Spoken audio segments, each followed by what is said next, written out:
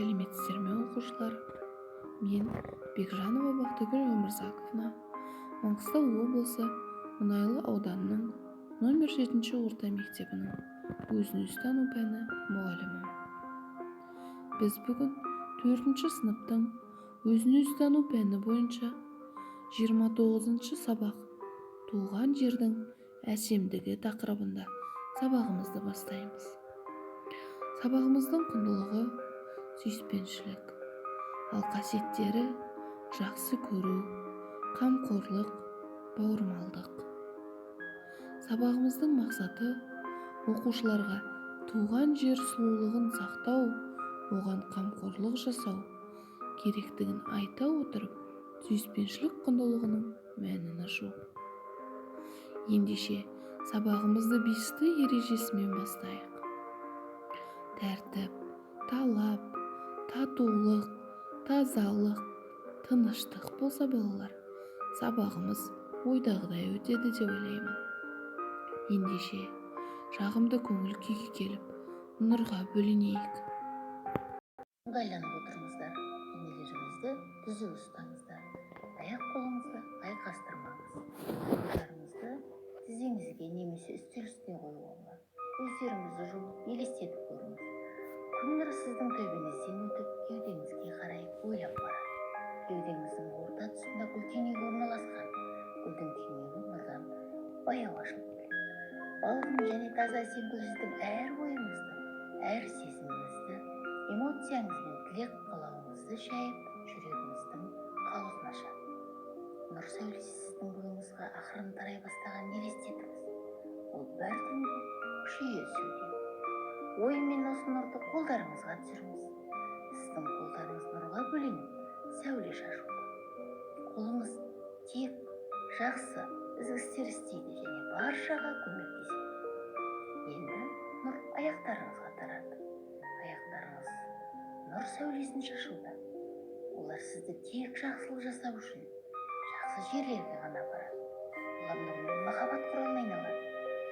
Одан әрі нұр сіздің аузыңызға, тіліңізге тарады. Тіліңіз тек шындықты және жақсы сөзді ғана айтады. Нұр құлақтарыңызға бағыттаңыз. Құлақтарыңыз тек жақсы сөзбен әсем әуенді ғана естиді. Нұр көзімізге де келіп жетті. Көзіміз тек жақсыға қарап, бәрінен де жақсылықты ғана көреді. Сіздің басыңыз түгелдей нұрға бөленіп, басыңызға тек ізгілі, сәулелі ой келеді. Нұр бірте-бірте қарқын жолана бастайды. Сіздің денеңізден шығып, жан-жағына сәуле шашады. Осы нұрды туысқандарыңызға, мұғалімдеріңізге, достарыңызға, таныстарыңызға бағыттаңыз. Нұрды уақытша түсініспей ренжіп жүрген адамдарға да бағыттаңыз. Олардың да жүрегін нұрға толсын.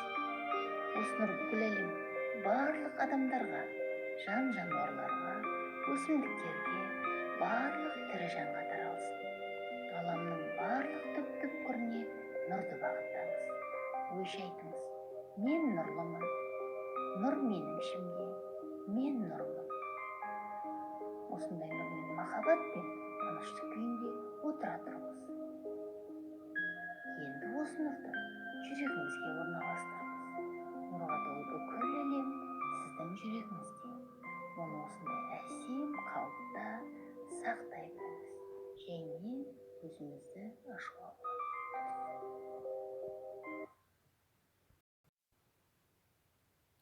Жарайсыздар балалар, нұрға бөленіп болсақ, ендеше сабағымызды дәйек сөзден бастайық. Бүгінгі дәйек сөзіміз туған жерге туыңды төк, туыңды тік деген нақыл сөз екен балалар. Бұл нақыл сөз бойынша сіздерге мынадай сұрақтарды қойғым келіп отыр. Туған жер дегенді қалай түсінесіңдер? Дәйек сөзден қандай ой түйдіңдер балалар? Туған жер дегеніміз не?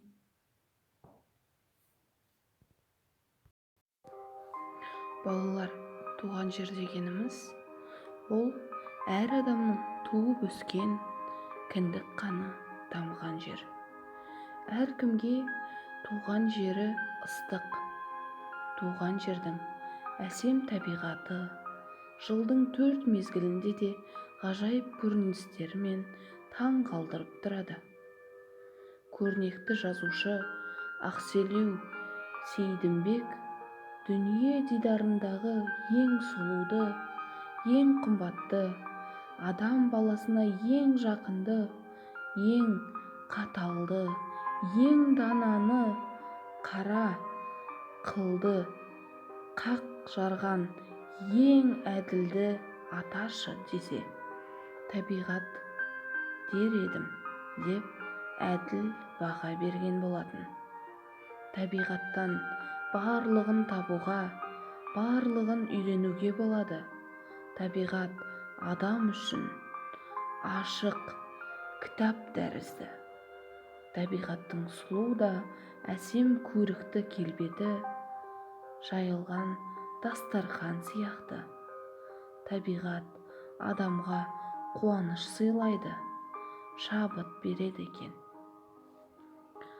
Ендеше балалар, мен сіздерге мұғалім сыйы ретінде Жайдары жаз әңгімесін оқып берейін.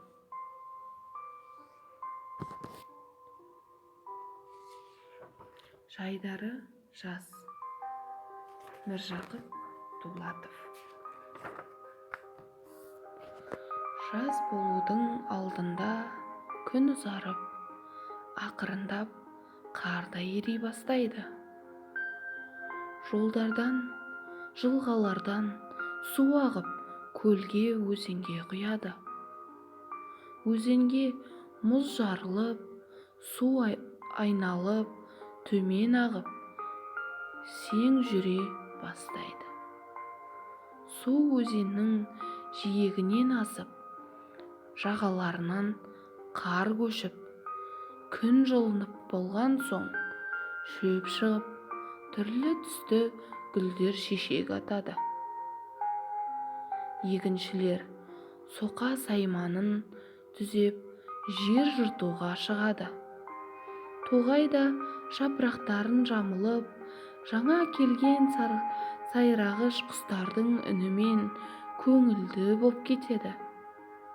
Жазда жан-жануарлардың бәрі де тіріледі.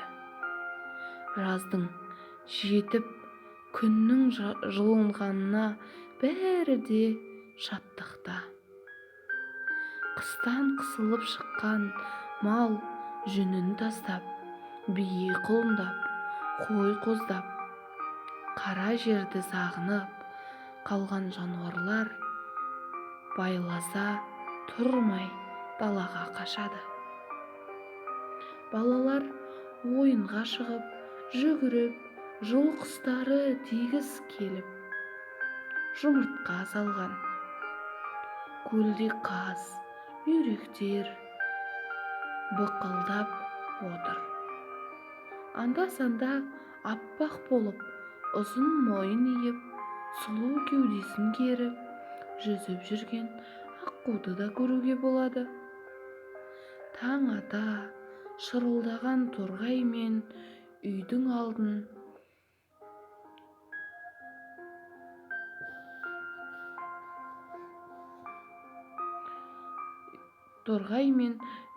алдын кісінің жолын ерсілі-қарсылы кесіп ұшқан қарлығаштар да дамыл жоқ.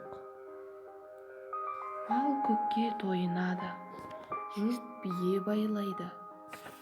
Балалар анау байлаған жас құлындарды желіге оралып қалмасын деп күзетіп, бір жағынан тайларын үйретіп жүр. Ал балалар, әңгіме ұнады ма? Ендеше мына сұрақтарды қойғым келіп отыр сіздерге. Жазда табиғат қалай түрленеді?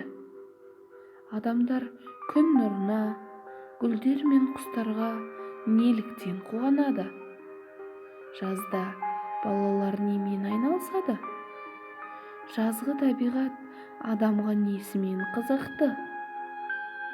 Өзің тұратын жердің жазғы табиғаты қандай? Осы сұрақтардың жауаптарын іздеп, ойланып, ойға түйіңіздер балалар. Келесі шығармашылық жұмысымызды бастайық. Шығармашылық жұмысымызды оқулықтағы 132-133 беттегі бірінші, екінші тапсырмаларды орында.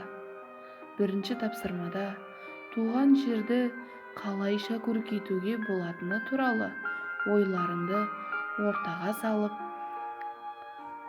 дәптерлеріңе жаза қойыңдар. Туған жер туралы мақал-мәтелдерді оқып, ұнағанын көшіріп жазыңдар. Ұнағанын жаттап алыңдар балалар. Ендеше сабағымыздың аяқталуына да аз қалды. Ендеше бәріміз бірге топпен ән айтайық. Менің елім Мейрамбек Бесбаев.